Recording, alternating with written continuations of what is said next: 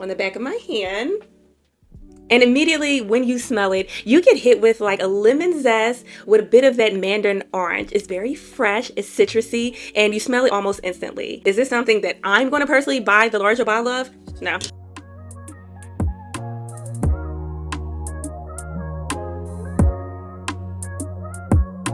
Welcome back, Scent Squad. Emerald C here with a fragrance review for YSL Libre L'Eau Nue. So I got this little sampler here. I'm going to go ahead and spray on the back of my hand.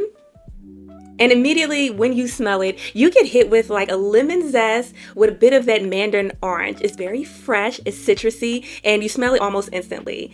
I will say this, it kind of gives off like a high-end luxury floor cleaner. Just a little bit when you first smell it before dry down. Once dry down hits, I'll say you get more of the lavender and then the orange blossom kicks in and you get more of like the original Libre DNA. And I have a couple of the other Libres. Now, this fragrance, it is enunciated L'Eau Nue, which is nice. It took me a while to get it, but I'm here now. Top notes here are lemon and mandarin, which is where you get that huge kick of citrus, followed by middle notes of orange blossom and base notes of lavender, which is honestly pretty much in the original DNA. Now, this is a citrus floral skin scent. It's very fresh, it's radiant, and honestly, it's a little bit minimum at dry down, but it's very intentional in that, like that was the goal.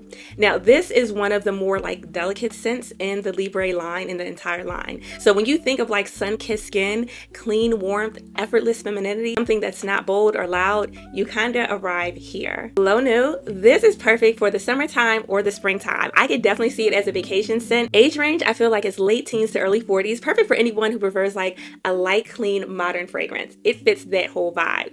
When we think gender, is it best for women or men? Honestly, it is marketed more towards women and it's more of a feminine scent, but it could be unisex, though I will say it leans more towards women than like unisex or masculine. But honestly, anyone who enjoys something that's like citrusy and floral, you can wear this. Longevity. So I'll say it lasts anywhere between 4 to 6 hours on my skin. After a while, it will sit closer and softer to the skin due to the alcohol-free formula. Sillage isn't huge. It's honestly low to moderate. It's more of an intimate scent that fits like your bubble around your body. So people who are close to you will be able to smell it very easily. It's not one of those room-filling scents where you walk in and it just like almost assaults you a little bit. It's a bit lighter than that, especially once the secondary notes kick in and the base notes. Now, the best occasions for L'Eau Nue are daytime wear, brunch, errands, vacation, beach days, casual days.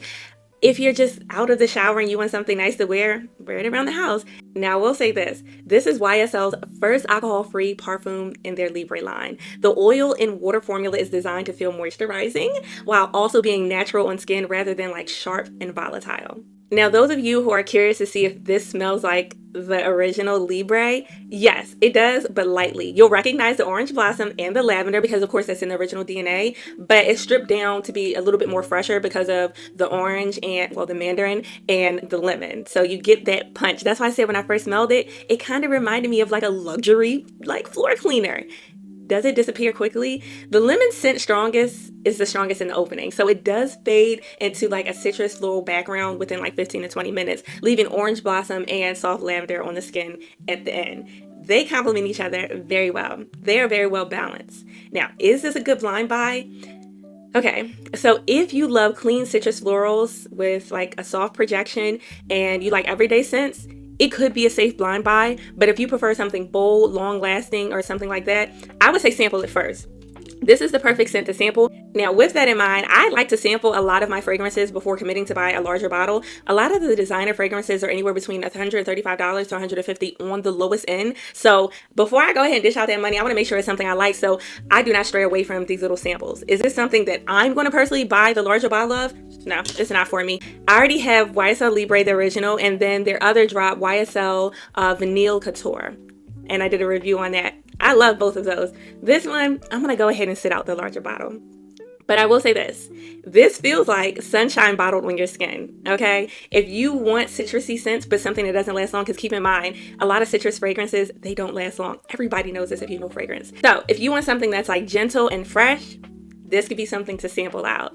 But if not, then I would say, go ahead and move the opposite direction. If you have this fragrance, I want to hear from you. I want to hear if you love it, if you hate it, what you're thinking about it. Give me the whole rundown. And if you haven't done so far, I need you to stop doing what you're doing, hit that subscribe button, and I want to see you in the next video. If you have any of the other Libres, I want to know how you feel this one compares to everything. Because in my fragrance group, a lot of these people are over here like falling, tripping, trying to buy it. And I'm like, it's okay. The Vanille Couture, that's my baby. I worn her to almost worn her out. And I just got the bottle like a month ago. This one, y'all can have her. Toodaloo, Squad.